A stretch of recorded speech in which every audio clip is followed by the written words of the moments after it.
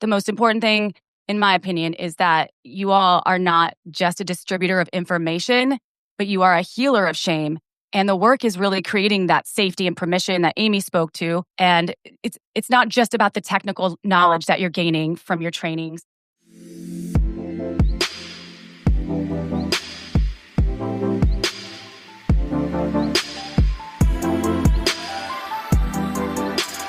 Hello, everyone. I am here with Amy and April, the co-hosts of the Shameless podcast. Welcome. So happy to be here. No, thank you for having us. Mm-hmm. Yes, thanks for being with us today. I want to start out with, what is your 30-second origin story? So how did the two of you find your way into podcasting in the sexual health space? And when did you realize that this is my specialty? Well, I'll start off by saying Amy was the person that introduced me to the world of sexual health and wellness, and she studied it, but she had a sex shop that she opened with her mom, a brick and mortar shop. And so back in 2008, she kind of lured me in a good way. I had no idea that I had a gift for this, and it's found me, and I've never looked back. And Amy and I started podcasting in 2017, and it's been a great journey. And I've been in the toy industry for now 15 years, and talking to the world about sex and toys and pleasure and getting them the pleasure they deserve somehow it's been a real gift. And working with Amy too, we're feeling really good about all of our books and podcasts and all the things. Yeah. I said books, but I meant book. I know. I'd love to hear a little bit more about your book. Can you tell me a little bit about what's in the book? Yeah. So our book is, the title is Shameless. And then the running title is April, we read it because we can never remember it because it's a bit long. It's a 14 word long subtitle. Choose your own pleasure path to unlock the sex life you've been waiting for. And this very much goes hand in hand with Shameless, right? So our podcast is designed to help people or inspire people to discover sexuality in their own terms, of course, abiding by consent and boundaries and all those very important things. But acknowledging that we are all very different. We all have very different interests, needs. They're always changing, ever evolving. And so the book itself is like, Choose your own adventure, sort of. Yeah, like the books back from. Do you remember those? Oh, back I remember. But yes. this is nonfiction, so you're not going to have, the abominable snowman pops up all of a sudden. Yeah. Yeah, I mean that'd be cool if we threw that in there for like fantasy stuff. Yeah. But yeah. So it's more like, okay, so here's your issue or your desire, something fun and exciting, and instead of us saying here's what you should do, what's the outcome that you're desiring, and then you get to navigate that. And it's like a fun, it's not a workbook, but it kind of is. It's like a map or a compass. Exactly. Yeah, it has some real strategies in there to help people. Yeah. Educators seem to love it too, which we're so excited about. Yeah. Because we've had a lot of great feedback from sex educators. Just with what April already said about us starting Shameless Sex, so we guested on, and April I've been in the toy industry as well, in this education industry since 2008. April already shared, opened a sex shop with my mom, went on to do a lot of trainings with Spissy, with Somatica, with Hakomi. And then we guested on Sex with Emily. She's a dear friend of ours and one of the top sexuality podcasts in the world. Okay, so we love talking. It was so fun. We love talking about sex. and people always came to us with questions about sex and relationships. And we're not perfect, right? We don't have it all figured out, right? So like part of this is we love talking about it, and we help people feel safe, normalized. It's relatable, right? Because we also have different perspectives and we have different guests all the time.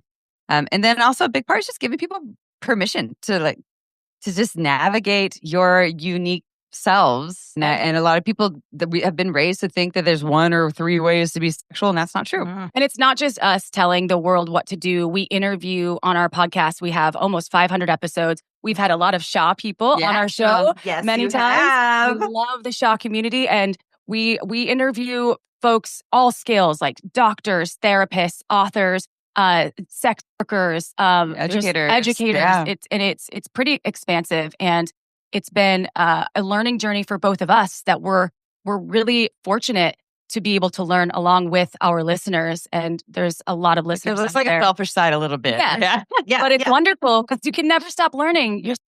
And your relationships, your pleasure is always changing. You're human. So it starts with you. Mm-hmm. And it also starts with the Shaw community, who's learning to improve other people's pleasure out there too. So we're so grateful for that. Mm-hmm. Oh, I love it. So I would never ask you to choose a favorite guest, but if there's someone that stands out in your mind, was there someone that you interviewed on your podcast that really you learned something unique from, or it was just a really great interview? If you don't mind, Emily Nagowski, she is a legend. She's a researcher. She's an incredible author. Come As You Are changed my life. And then now she has Come Together, that book. And she's been on our show 2 times. And every single time I take away nuggets of knowledge that I use in my daily life and over the years. So I love her. I've read the book probably 4 times.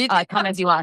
Yeah. The Audible. Read and listened. Yeah, me too. I love it. Did I steal yours? No. Oh. No. Well, so for me, I love like formulas and new modalities where people, because I'm definitely a heady person. That's like one of my biggest pieces of work for my own sexuality is slowing down and then like, really trying to not be super heady about everything. And I think that there's heady processes that or formulas or modalities that people have created that help folks such as myself understand myself or themselves better.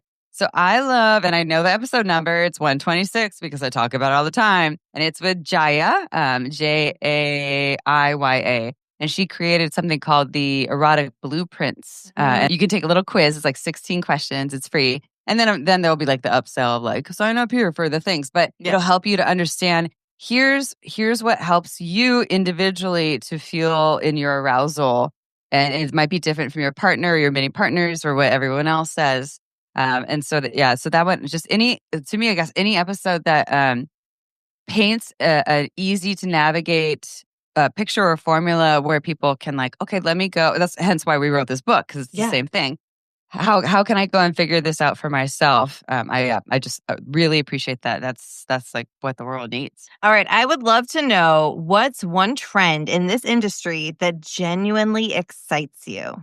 There's 2 different industries, at least in our world, right? There's like the therapy industry. Actually, there's 3: therapy, podcast, sex toys. In the therapeutic world, I am loving seeing, hearing, knowing that a lot more therapists are seeking out further education just about sexuality. Yeah. I cannot tell you how many people I've either worked with as a sex and relationship coach or we receive emails from saying, I have a therapist, they're great. But when it comes to sex, it just doesn't either feel safe. I don't feel seen. Maybe it just doesn't feel like they have like the knowledge or information that person is really needing. And so I'm loving things also like Shaw, right? Like, and the people that are dedicating their time and money to expand their education to better serve these clients. And also, like, if y'all don't do that, that's great because I'll work with them too and make money as well. But I just think, but why not? Why not have that? Because sexuality is such a huge part of people's lives, whether it's positive, negative, traumatic, beautiful. Right. Oh, we need more of us in this space for sure. I don't want to be greedy, but I have 2. Yes, So, I love it. first of all, I love the fact that more folks are going on retreats, like sexual wellness retreats, couples retreats that are focused on sex and relationship coaching and expansion of their own knowledge, their toolkit. And I think that is really cool. I think that has a different thing, but I think it could apply though. It kind of is. It's like I keep seeing more and more like couples tourism and sexual health tourism. I love that. And then the other part is the fact that it seems more and more every year, it seems like more and more folks are getting used to owning sex toys, having them in their repertoire of products that's like lube, sex toys. It's almost as common as having a knife set in your house, right? Yeah. It's the tool to cut up vegetables, and then you have something to help you orgasm. And then it's also not the it's a lot of people still think it's the problem, right? Like, oh, you need that, so I must not. Yeah. But I think we are agreeing that we're seeing that there's more movement towards it's a bonus, right? And like pleasure is pleasure. Yes, exactly. Pleasure is pleasure. Right, exactly. Give me that vibrator. Give me that vibrator. Yeah. Give me that, there you go. Give me that butt plug. I love it. There we go. We found our intro to the video right there. All right. Now, if you could teach the world one key insight about this field, about like sexual health in general, and it's something that could really move the needle, what would it be? Okay. So sexual health isn't just about abstinence or disease or dysfunction. It's about well-being. It's about pleasure, connection. your authentic expression of who you are as a sexual being. And it's a fundamental part of all of us. It really is. Maybe not every single person, but on some scale, it's going to enter into your life, whether you like it or not. And it's a beautiful thing to learn more about. And it's not about prevention or shame, right? It's about empowerment and joy and how we move the needle through our own sexual journeys and learning more tools to help others as well, right? To help yourself and then to help others, especially in this realm of therapy and podcasting. Mm-hmm. Oh, 100%. When I became a certified sex educator in 2008 with SFSI, which I don't even think they're doing trainings anymore. It's sfsi.org. And I think they still have the switch line, like the call line where you can be like, hey, so I have this weird bump on my piss now. Yeah, but they were doing trainings. And so I loved when I learned about the slogan, all consensual sex is good sex. And I know that there's ways we can expand on that even more, right? Because again, speaking to the therapeutic world and the sex toy world, actually anything around sexuality. If we can embody, whether we're like the healer or the person selling the sex toy, in the sex shop or whatever, as long as it's consensual, whatever you're into, even if I don't understand it, I'm not into it. I might even feel some ick factor around it. I'm going to support this. I'm not going to make the face. I'm not going to say the thing with the tongue. Like all these things matter. Your body language that, it can create shame so quickly. Right. So if something's not consensual, yes, that's something to look out. But if you hear something from someone that you're like, oh my God, I didn't know that existed. And that sounds like disturbing or disgusting to me, but it sounds safe-ish, right? How can you help that person feel safe in that part of themselves that is true and real? And I think that we are definitely moving in that direction. And the more people, especially the people with more authority, the therapists, et cetera, that are doing that, the better. Yeah, absolutely agree. Now, I think through your podcast, you all are educating like millions of people. Okay. Like every time someone listens to an episode, they're learning something about sex education. So, do the two of you remember what your education was like? Absolutely. I'd love to Do you want to start first, Chip? Let's see. Are you talking about when I was in middle school or high school when there was the first time? Okay, I'm a Midwesterner too, so I can probably relate. All right, tell me. It involved a banana and a condom, and that was it. Not bad. And then a video of someone having a baby. And it did not look fun. And it looked really hard, and I was like, okay. Oh, and then in textbooks with all the STIDs. Which means that's our joke about we didn't STIs. really learn about a lot of STIs at all. It was abstinence was the key, and if you're going to choose to do that bad thing that it was presented as, then here's the banana, here's the condom. And awkward for everyone because, as I said in the book, I was made fun of for asking a question. I was like I think it was 8th grade. And what'd you ask? I think I asked, what if it breaks? Condom. Oh, and that's a great question. I know. And I got made fun of by like the back row of boys. And they were like, meanwhile, they've all experienced condoms breaking. And now they're like, shit, I should have listened to the answer. Right. I think I also asked if you could get an STD at the time from a toilet seat at some point, but that was after class. Still a good question. And then I learned not to ask questions because you were going to get tormented afterward. Yeah. I remember so I grew up in Santa Cruz, California, and that's where the April and I now reside. So a little more progressive. My upbringing was a little more progressive about sexuality. It wasn't like a shameful thing. It wasn't like you need to wait to marriage. With my mom, at least information about sex isn't shameful. If you want to have sex, with penis owners and you want to get a birth control, you can come to me. It's safe. I just didn't get the pleasure education. And then the same thing applies to the school system. I got all, the comprehensive sex ed stuff, but none of it was about pleasure, right? None of it, so I left that okay, so I know I know about all the bad things and but I don't really understand how to access my own body, how to pleasure other bodies, all of these things. And I really wish that could have been a part of it. So I definitely feel really grateful that I was taught sex is not a shameful thing and that I can reach out for support or education for when I want to. But I just really had to work hard to learn through a lot of trial and error and a lot of error of the pleasure part. Yeah, absolutely. I think, unfortunately, we've come to accept as a society, you're lucky if you get any kind of sex ed in school. Not to mention, you really only do learn about STIs, and you might be lucky to learn about, condoms. but you don't ever learn about pleasure. I don't think I've ever talked to a single person who grew up learning about pleasure, and we need to change that. Yeah, it's a huge part. It's a huge part of it. And also consent and boundaries and safety very much need the pleasure conversation, right? So like we're talking about all these things without the pleasure part. And so we are, leaving out this big part of it where like now it's almost like it's a separate thing, but they're also related. How do we now learn about and experience pleasure with boundaries, with consent, with safety, with prevention of STIs and pregnancy? But they're like, oh no, we can't talk about them together. Right. And I heard you talking about, go ahead. Yeah. One thing that I think I've realized that at least in California, some of the youth, because I have 3 stepdaughters and now they're 30s and mid 20s. And then, she's 21, the youngest. And over the years, I've realized that there's a lot more sexual autonomy, especially for young women, than there was, at least in California. And they advocate more for themselves than I think I was ever taught to. That I was ever taught to do when I was younger. And I think that is carrying over maybe with the exposure of social media. I always advocated for them to never apologize with your body. And I was in my own way and always would be like, oh, well, they took me out to dinner. I owe them something, right? Yeah. So I will almost apologize or say thank you. So now I have to have sex with them. Exactly. Yeah. So I think there is there's more advocating for people's own pleasure and their own bodies. And I think that is progress. And so I want to highlight that because I know there's a long way to go, but I do think we've come at least a little bit further than when I was 21. Yay for that. Okay. The positive silver lining. Yes. Right. Exactly. We have come a long way, and I think, we're making progress every day. Every person that gets certified as an educator, counselor, coach, therapist, every person who works in this space is just bringing us closer to where we actually need to be.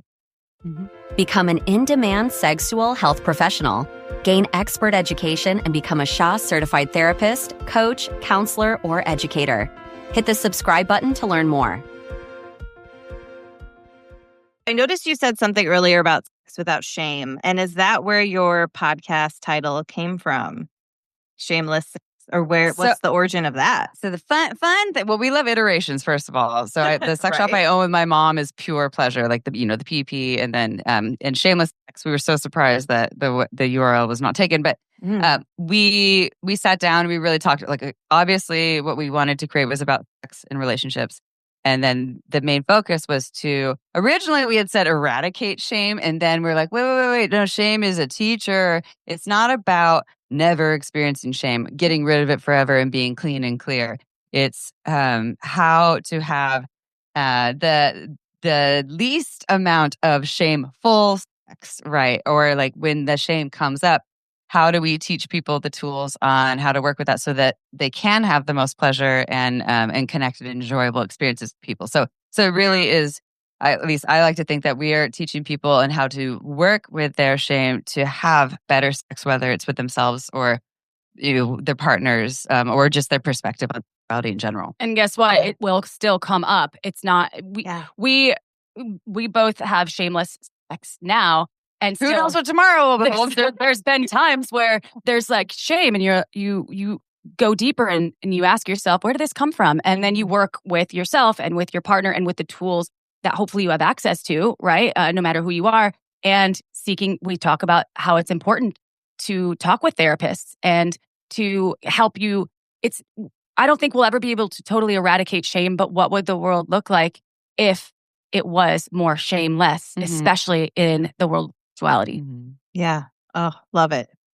All right. Now, at Shaw, we train many, many people who are wanting to work in sexual health. So what's the most important thing professionals need to know about educating the public about sexual health?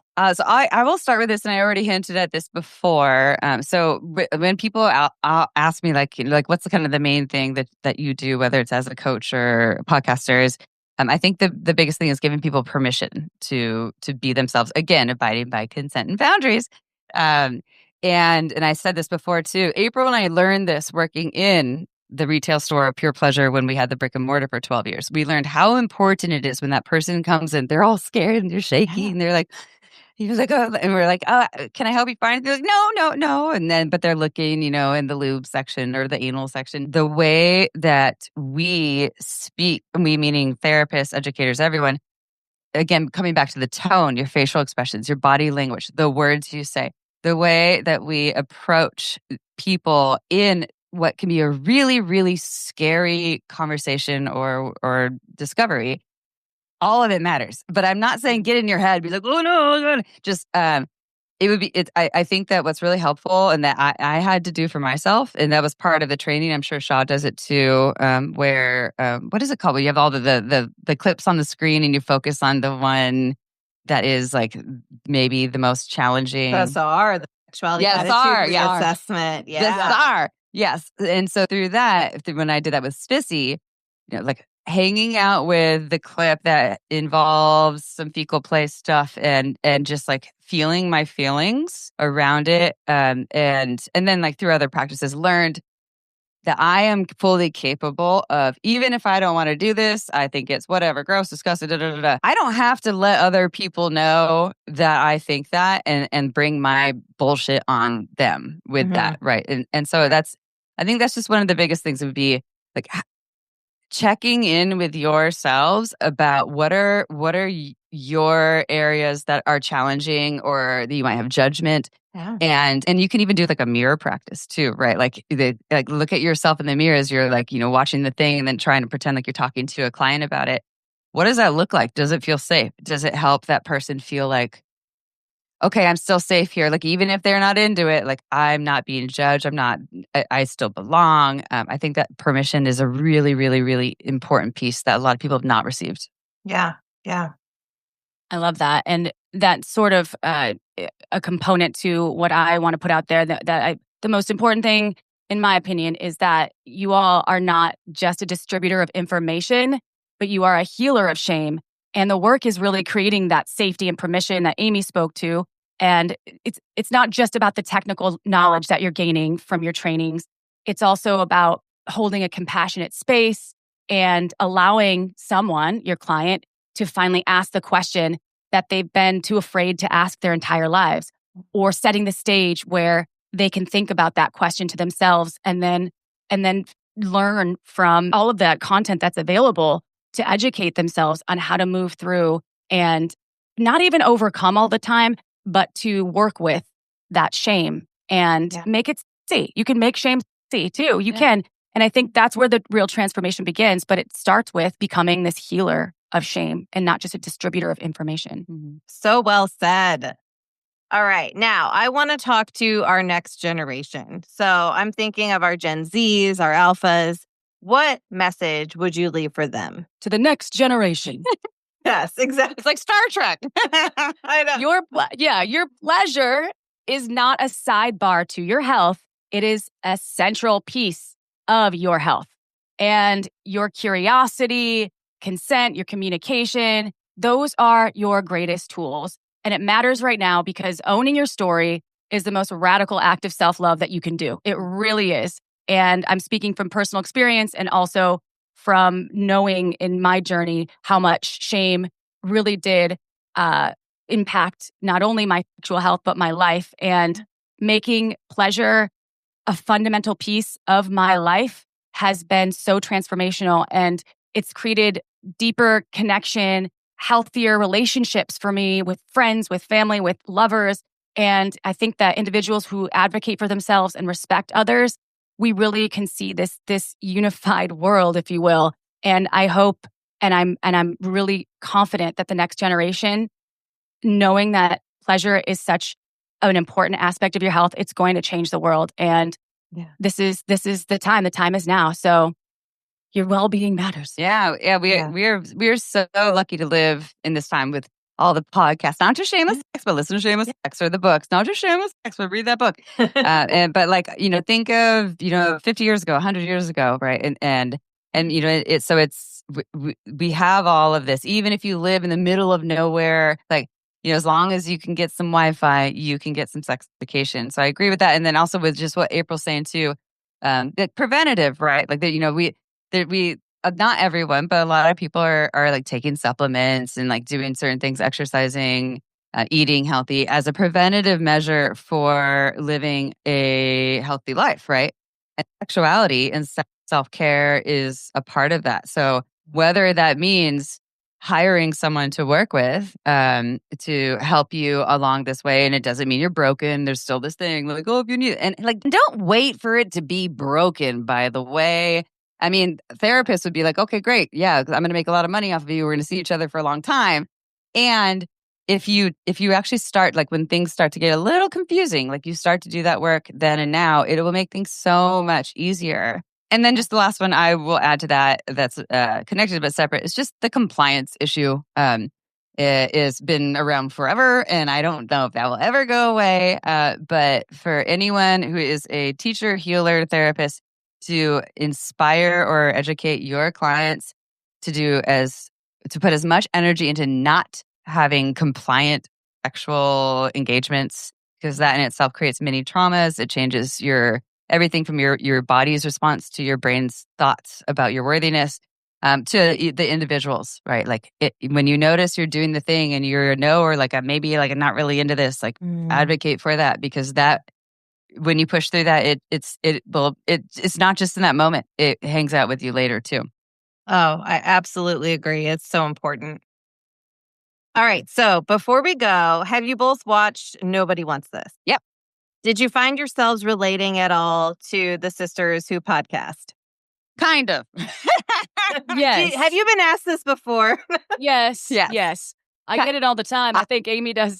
Someone told me to watch it, and then I watched it, and then I told April to watch it, and I was like it's kind of like us. And so my take on it was, I mean, awesome, playful, wonderful, and still like, because it's mainstream TV, like downplaying a lot of the conversations, right? Like on Shameless, we talk about sunshine and rainbows and orgasms and pleasure and how to eat a pussy like a boss and all these things.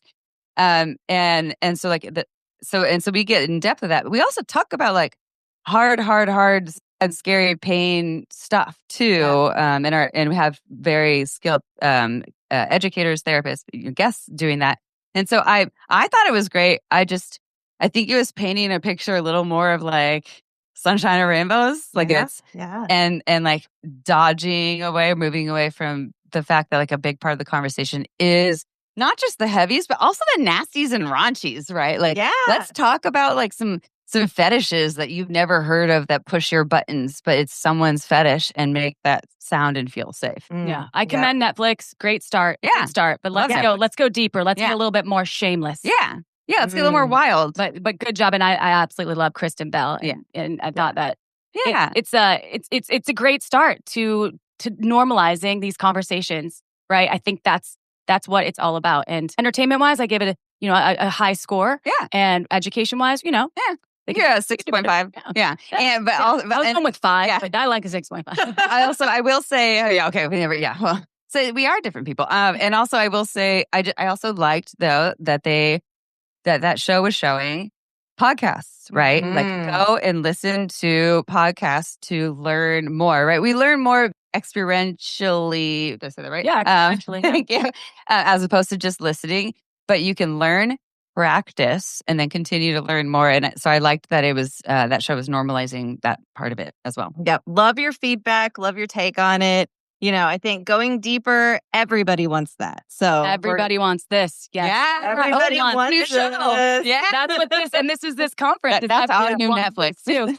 This is our event. Everybody wants this. So we all want to go a little bit deeper. We all want to learn more education. So here we are. All right. Well, thanks so much for being with me today. I'm looking forward to seeing you again soon. Thanks, everybody, for watching. Bye.